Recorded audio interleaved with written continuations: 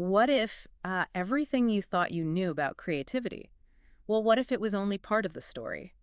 We often picture that moment, the brilliant inspiration, the lone genius struck by lightning. Right, conjuring ideas out of thin air. Exactly. But diving into the source material we've got, it quickly becomes clear that picture is, well, it's just incomplete. It's a really powerful myth, that solitary genius, isn't it? But the reality these sources reveal is much richer and, frankly, much more actionable for people. Absolutely. We've been digging into some pretty incredible stuff here, excerpts from a book based on, 30 years of research? Yeah, 30 years and interviews with over 90 individuals. I mean, people who have truly shaped our world. Nobel laureates, artists, writers. It's quite a list. It really is. And this isn't just abstract theory, It's insight drawn directly from the lived experience of people who actually navigated that path to significant creative contribution. So our mission today, really, is to pull out the most important nuggets from all this. We want to understand how these intensely creative people actually live and work. Yeah, what makes them tick internally. Right. And crucially, what external conditions seem to foster that kind of groundbreaking work? What needs to be in place? Get ready for some surprising facts, I think. And maybe a few assumptions you didn't even know you had about creativity might get challenged a bit today. Okay, let's dive in them. So where do these sources first take us? They seem to immediately challenge that idea of creativity just happening, inside someone's head. That's the first big one, maybe a bit counterintuitive at first. Creativity, at this level anyway, it isn't just an internal mental process. Okay. The research strongly suggests it's more of a systemic phenomenon. Systemic. Yeah, it emerges from the interaction between three key things. Yeah. The individual, the domain, and the field. All right, the individual, okay, that's clear enough. That's the person having the ideas. But domain and field, what exactly are those in this context? Okay, think of the domain as, well, it's the established body of work. All the knowledge, the rules, the symbols, the skills that exist in a particular area of culture. So like the history and techniques of painting or the laws of physics? Exactly. Or the structure of a sonnet, the history of economic thought. It's everything that's been built up over time in that area. The accumulated tradition, you could say. Okay, got it. The knowledge base. And the field. The field is the social side of things. It's all the people, the experts, the critics, mentors, peers, patrons, maybe even rivals who operate within that domain. The gatekeepers. Sort of, yeah. They're the ones who observe, evaluate, and ultimately decide whether a new idea or creation is novel and valuable enough to be accepted, to be added to the domain. So an idea isn't creative just because it's new to me, the person who thought of it. Not this framework, no. It has to be new to the domain. Right. And then validated by the field. That's the core argument, yeah. A brilliant thought that just stays in your head or maybe isn't recognized by the community of experts. Well, it doesn't actually impact the domain. Yeah. It doesn't change the tradition. Okay, that makes sense. The source uses the example of Renaissance Florence, which is fascinating. It wasn't just some sudden explosion of individual geniuses being born at the same time. Right. There was more going on. Definitely. You have the rediscovery of ancient methods and texts. That's a domain expanding, right? New knowledge coming in. And then you had this incredibly active field. The bankers, the church, the powerful guilds. Exactly. They were patrons, sure, Yeah. but also demanding clients, critical evaluators. So there was competition, intense public scrutiny, financial support. All these factors within that social system, the field, were essential fuel. Think about the baptistry doors or Brunelleschi's dome for the Duomo. Right. Those weren't just dreamed up in isolation. No way. Ghiberti, for instance, he didn't just invent bronze casting out of nowhere. He studied ancient Roman sculpture, relearned lost techniques. Yeah. That's mastering the domain. Okay. And then integrated them into his own style. And his famous doors, they weren't just personal expression. They were the outcome of a highly competitive, field-driven commission. The sources mention Arnold Hauser pointing out the starting point was often a specific task set by the customer. Wow. So individual creativity was woven right into that social and economic fabric. Absolutely. It really puts creativity into its cultural moment. The source also points out something interesting. How different domains themselves impact creativity. It's not the same everywhere. No, they vary quite a bit in their structure. Domains like math or, say, the natural sciences, they're highly structured. There's a clear internal logic. So when someone proposes a new proof or a theory, The field can assess it against established rules relatively quickly.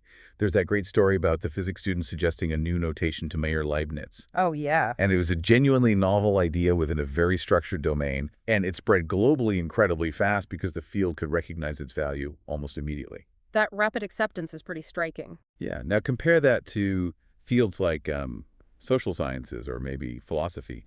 The domains there are often less structured.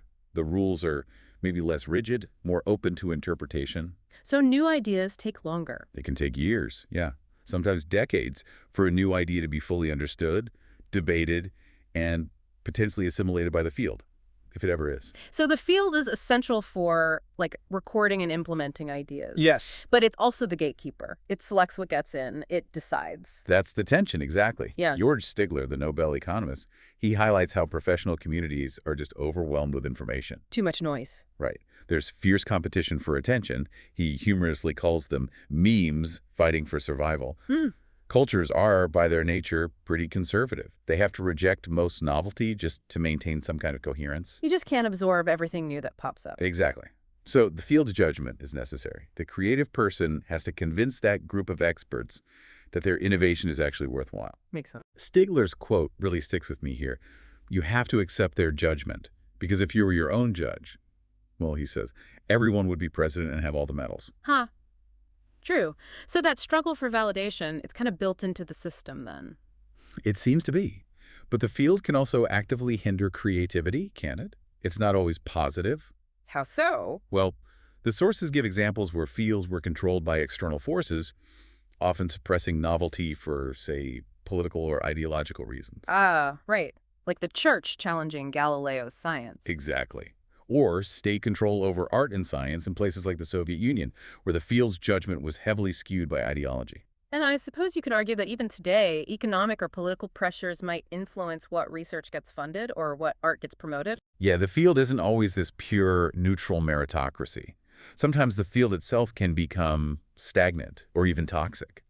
There's that anecdote about the philosopher who controversially advised students to avoid university philosophy departments altogether because he thought they were just terrible environments for real thinking. Wow. But generally, yes, it's the experts in the field who ultimately decide what makes it into the domain. Okay, so we have the person, the domain, and the field interacting as a system. That's a really powerful framework. Now, let's zoom in on the person within that system.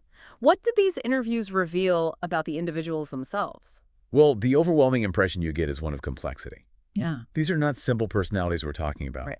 Creative people at this level, they tend to hold contradictory traits, sometimes paradoxical traits even, in high tension within themselves. Paradoxical, like opposites living together. Exactly. They're not just one thing. They're often, as the source puts it, a multitude. That's fascinating. What are some of these seemingly opposite traits they embody? Give us some examples. Okay, several stand out. First one, they often possess immense physical and mental energy. They work incredibly hard. Okay. But they also deeply value rest, idleness, reflection. They aren't slaves to the clock. They seem to control their own rhythm. So like intense discipline bursts followed by necessary downtime, letting things settle. Precisely. They know how to switch off the conscious mind, let things simmer. Robertson Davies has this charmingly funny line about not really thinking until his wife tells him something that needs thinking about, which kind of points to that need for undirected time. You know? Yeah. Okay, what's another paradox? They tend to be both very smart, high general intelligence. The G factor seems likely necessary, though maybe not sufficient on its own, but also maintain a kind of naivete or maybe childishness. Smart and naive. How does that work? Howard Gardner noted this mix, sophisticated insight combined with something almost like immaturity. Like having a child's fresh perspective, maybe, but with an adult's knowledge base. That's a good way to put it. They use both convergent thinking, you know, the kind that finds the single right answer, like on an IQ test, and divergent thinking, generating multiple possibilities, being flexible, original. Okay. Though, interestingly, while divergent thinking is often what creativity workshops focus on, the sources suggest that at the highest levels, it's maybe less about generating hundreds of random ideas and more about finding the few right ones, the really fundamental insights that others missed, like Darwin or Galileo did. So it's not just brainstorming wildly, it's about seeing something key. Right. Seeing something fundamental. Maybe that ties into the naivete part, the ability to look at something familiar with completely fresh eyes and question the obvious assumptions. Unburdened by convention. Right. Okay, what else drives these individuals? What's at their core? An absolutely defining characteristic, it seems, is a deep intrinsic passion for the work itself, the enjoyment of the doing. So it's not primarily about chasing fame or money? Not first and foremost, no. That might come later or be a byproduct, but the core driver is the love of the activity. Jacob Rabinow, the inventor, he famously said, "You invent for the hell of it." I like that. And the novelist Naguib Mahfouz put it so simply, "I love my work more than I love what it produces." Wow. This intrinsic enjoyment, it's crucial because it fuels the intense concentration needed for that state of flow, that deep absorption we should probably talk about later. That makes perfect sense. You'd need that internal drive to sustain the sheer effort involved in groundbreaking work, right? Absolutely. Margaret Butler, even in retirement, apparently finds joy in everything she does. It illustrates this deep-seated orientation. Yeah. And Margaret Burbage, the astrophysicist, she recalled pulling all-nighters doing science, just saying it was very much fun. Incredible. And what about curiosity? Is that tied in? Oh, vital. A burning curiosity.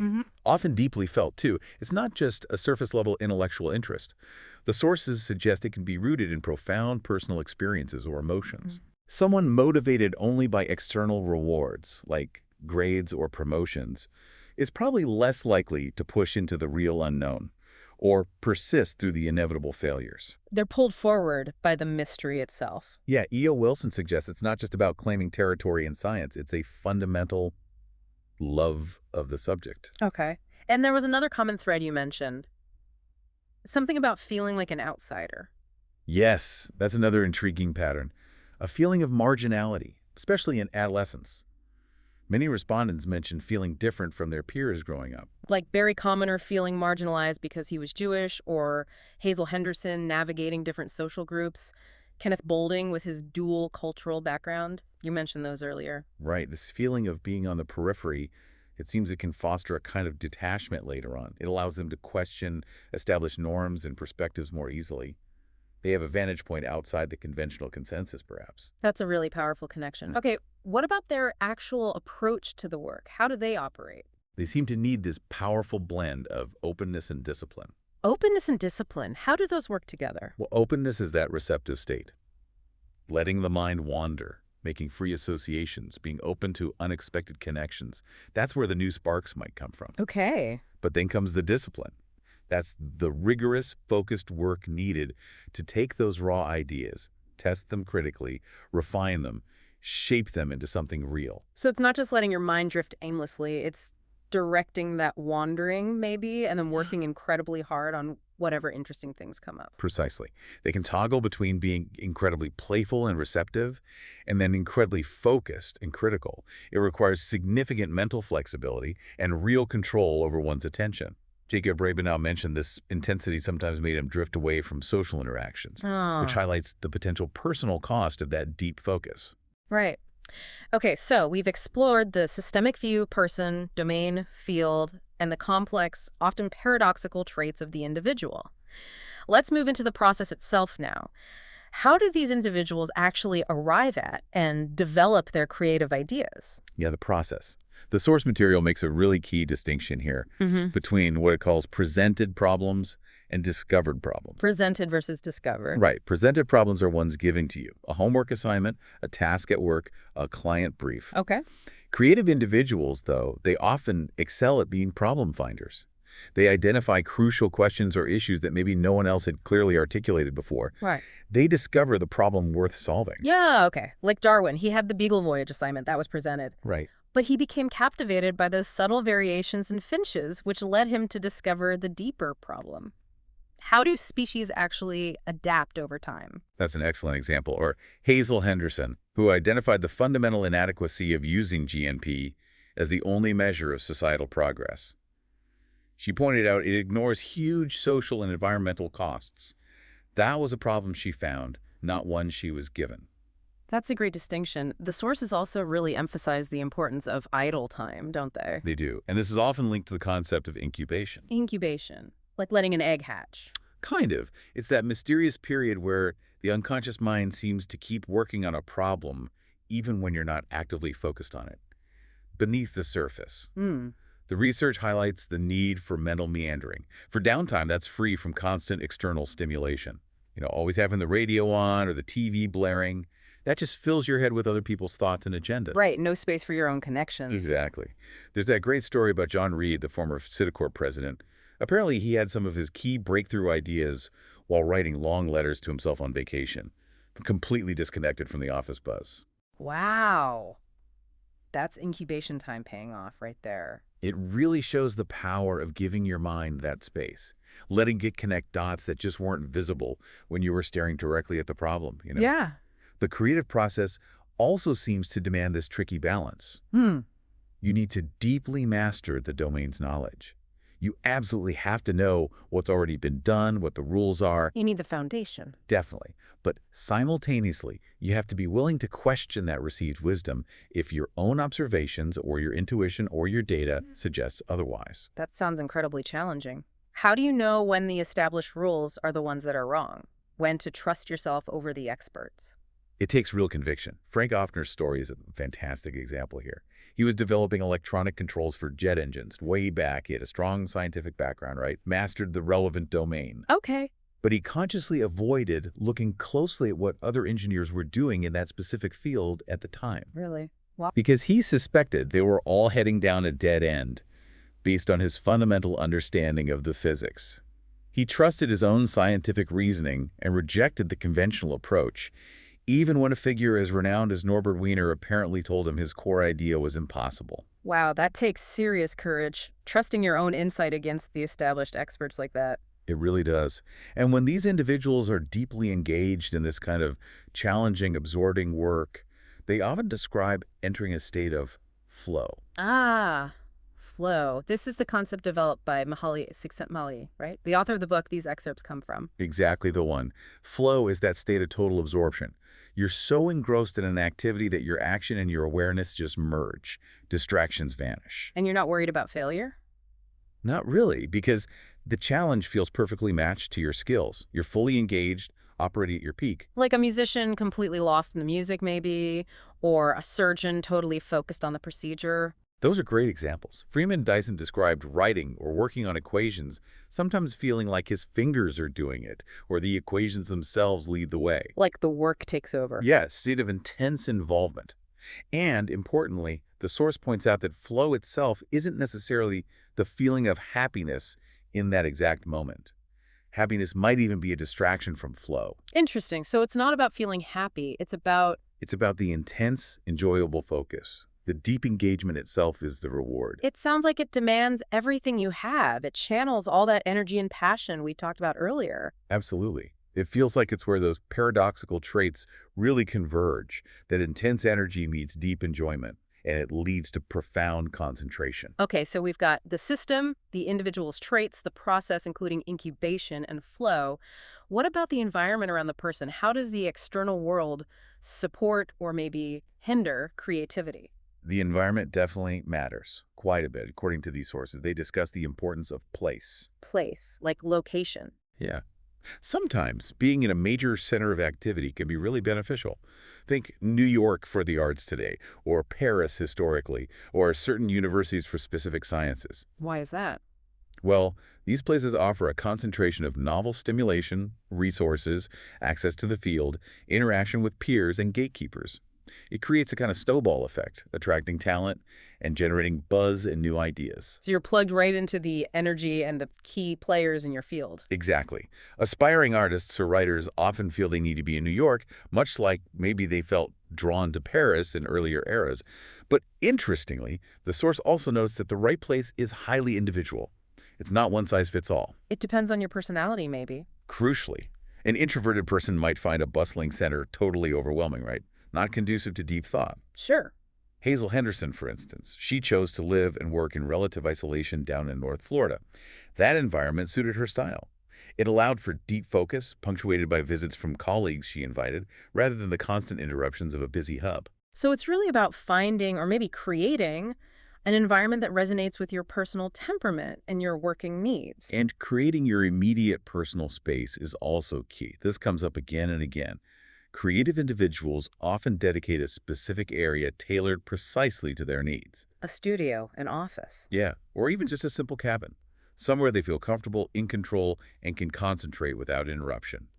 Kenneth Boulding had his cabin. Jonas Salk had his studio. A physical space that sort of embodies their identity and supports their particular work style. Yes, exactly. The sources suggest that a home environment reflecting a person's individuality can actually reinforce their sense of uniqueness, making it easier to act out that uniqueness in their work. That makes sense. The element of luck and timing also comes up quite a bit in the interviews, doesn't it? Yes, serendipity. Many respondents felt, looking back, that luck played a role, being in the right place at the right time. Like what? Well, scientists who happened to be exposed to groundbreaking quantum theory in the 20s and 30s, or women scientists who gained opportunities during World War II because there were fewer male competitors around. Ah, circumstances opening doors. Right, or simply being at the specific university where groundbreaking research was happening, or being in a center where new ideas or distribution channels were converging. These things create opportunities that can compound over time. So it's not just innate ability. External circumstances can be crucial. Definitely seems that way. And the social environment, particularly family, is frequently mentioned as foundational. How so? The influence of parents. Yes. Parents often ignite that initial spark of curiosity. They expose children to different domains, taking them to museums, introducing them to music or reading, and they instill crucial values like discipline, perseverance, integrity. There are some great examples in the source, right? Like Oscar Peterson's family nurturing his love of music and teaching him discipline. Exactly. Or John Hope Franklin's parents emphasizing reading and integrity. Isabella Carl's parents fostering curiosity, exposing her to the wider world, even though they had limited means. It's powerful. There's also that interesting, though complex pattern noted, where many creative men lost their fathers early in life. Yeah, what's the thinking there? Well, the sources tentatively suggest this might foster autonomy, maybe a stronger sense of responsibility earlier on. George Klein is mentioned in this context. But it's also acknowledged that our memories of childhood can be complex, and positive recall might be shaped somewhat by later success. It's not a simple cause and effect. Sure, memory is tricky. And for those who marry, spousal support seems incredibly important too. Hugely important for many. A supportive spouse often acts as this critical buffer against the demands of the external world. They can provide the quiet, the time, the stability needed for that intense creative work. Protecting the creative space. Exactly. Anthony Hecht and Linus Pauling both spoke very clearly about this. But the sources are also refreshingly honest that the sheer demands of this kind of intense work can put significant strain on relationships. Right. That absorption has a cost. It can. Comments by John Reed, or about Jacob Rabinow's wife, indicate that. But for many others, like Nina Holton or Natalie Zeman Davis, a supportive partner was explicitly enabling. It allowed them to balance the intense demands of family life with very demanding creative careers. Okay, let's look at the creative journey over a whole lifetime then. The sources suggest something really interesting, that creative individuals often don't just have careers that were already laid out for them, they actively create them. That's a really powerful distinction, isn't it? They often invent new roles, sometimes entirely new domains that just didn't exist before. Like what? Well, think about the very first psychoanalyst, or the first aeronautical engineer, or radiologist. Those careers had to be invented. Rosalind Yellow is a great example from the book. She applied radiation physics to biological problems, developing these new radioisotope methods. She essentially forged her own unique path. There wasn't a pre-existing blueprint for what she did. So they're not following a map, they're drawing one as they go along. Precisely. And this seems especially true in less structured fields like art or writing. You have to navigate the field, the market, develop a unique voice. It really requires actively shaping your own career trajectory. There's no set path. Right. And what happens later in life after maybe those intense periods of initial discovery or creation? Does it just stop? Not usually, no. Creative individuals often seem to move beyond careers in the conventional sense. As they become established, maybe senior figures in their field, they frequently take on broader roles. Like mentoring. Mentoring younger generations, yes. Engaging in activism. Leading institutions they might have helped build. Why does that shift happen? Could be a few reasons. Maybe they feel they've exhausted the core challenges in their original domain. Or it could be due to external expectations and opportunities that come with recognition. Like Benjamin Spock or Barry Commoner shifting more towards activism later in their lives. Those kinds of examples. Mm-hmm. Or scientists like Eugene Wigner feeling this pressure to comment on broader societal issues, things well beyond their original physics expertise, just because they were respected figures. Interesting. And what about creativity itself? Does it just decline with age? That's a common stereotype. It's definitely not a simple drop-off, according to these interviews. While fluid intelligence, things like speed of processing, quick recall, yeah, that might decrease somewhat. Okay. Crystallized intelligence, which is accumulated knowledge, wisdom, deep understanding that can actually increase with age. So maybe less raw speed, but potentially more depth and perspective. That seems to be the pattern. And the sources note some really positive psychological changes reported in later life by many of these interviewees. Like what? Things like diminished anxiety, less feeling of being driven by external pressures, often more courage, more confidence, maybe more willingness to take intellectual risks. That's encouraging. Yeah.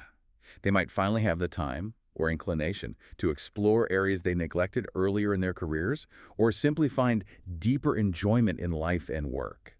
Ellen Lanyon's painting style changing significantly over the years is mentioned as an example how creative output can evolve and transform with age and accumulated experience, rather than just fading away. So creativity isn't static. It seems to be a lifelong process of evolution then. Absolutely. It changes form, definitely, but that underlying drive, that curiosity and engagement, often persists. Okay, finally, let's touch on what seems to be a really fundamental motivation that keeps coming up throughout these accounts: finding meaning and making a contribution. Yes, this feels central. The sources of meaning identified in these interviews are remarkably consistent. Work and love.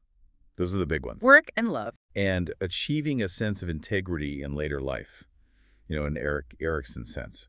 Looking back and feeling your life was coherent, purposeful, that it made sense. That's a key part of finding meaning. And again, it comes back to the idea that the primary drive isn't external validation, right? It's the intrinsic satisfaction of the work itself and the feeling that what they're doing truly matters. Exactly. John Bardeen, who co-invented the transistor and developed the theory of superconductivity, he apparently felt his superconductivity theory was ultimately the deeper contribution. Really? Even though the transistor had such a huge worldly impact? Yeah, partly because the theory felt like a greater intellectual challenge to him. It pushed the boundaries of fundamental physics more profoundly. It was about the impact on the domain itself, the contribution to fundamental understanding. That's fascinating. And for many of the artists and writers interviewed, creativity is explicitly described as a way of bringing order to chaotic or painful experiences. It's a fundamental search for meaning through their craft. Can you give an example? Sure. Hilda Dahman used poetry, she said, to gain distance from trauma and build a defense against conformity. Anthony Hecht found a kind of liberation within the rigorous forms of poetry. Madeleine L'Engle found hope even when contemplating really dark doomsday scenarios in her writing. Richard Stern used his writing to try and understand others, and ultimately himself. Wow. So their work becomes this tangible record of the human attempt to bring meaning to life, as this source beautifully puts it. That's powerful. And there's often a strong desire, particularly later in life, to leave something lasting, something others can learn from, as Sarah Levine noted, whether it's a specific body of work or mentoring the next generation or building an institution like George Klein's lab or Jonas Salk's Institute. It's about making a contribution that extends beyond their own time. Okay, so let's try and quickly reiterate some of these key ideas we've pulled out from our deep dive today. First, creativity isn't just internal. It's this systemic dance between the person, the domain, and the field. Right, and the creative individual isn't simple. They're this complex bundle of paradoxical traits, fueled by deep passion, enjoyment, and curiosity. And the process itself involves intense work, often on discovered problems, not just presented ones. It needs incubation time, that mental meandering. And a crucial balance of openness to new ideas and disciplined, critical work to develop them, often experiences that state of flow. And this whole journey is supported or sometimes hindered by the environment, the right place, your personal space, social connections like family, and maybe a supportive spouse. And yeah, sometimes a bit of luck and good timing plays a part too. And it evolves over a lifetime, often shifting focus from maybe initial discovery towards broader contribution, mentoring, leadership, and that fundamental search for meaning through work and love. That captures it well, I think. And for you listening to this, you absolutely don't need to be a Nobel laureate or a famous artist to apply some of these profound insights, right? Not at all. It's about cultivating your own intense curiosity in something, finding activities you genuinely enjoy doing, just for their own sake, creating your own physical and mental space for focused work and reflection. Finding that personal balance between letting your mind explore freely and then applying rigorous discipline to what emerges. And maybe recognizing that your own creative energy, whatever form it takes, can be a really powerful tool for bringing a sense of order or meaning to your own experiences in your own life. Definitely. It's applicable on many scales. So here's a final thought to leave you with. These sources mention that cultures, almost by necessity, have to filter out or eliminate most new ideas just to avoid chaos, and that creative individuals always face this challenge of convincing the established field, the gatekeepers, that their novelty is valuable enough to be accepted into the domain. That constant tension. Exactly. So maybe ponder this. What does that constant tension between pushing for novelty and facing cultural conservatism mean, not just for those groundbreaking creators at the highest levels, but for you? How do you navigate introducing new ideas or approaches in your own personal fields, whether that's your workplace, your family, your community, or even just your own habits? A fascinating friction to consider as you move forward from here. Thank you for joining us for this deep dive.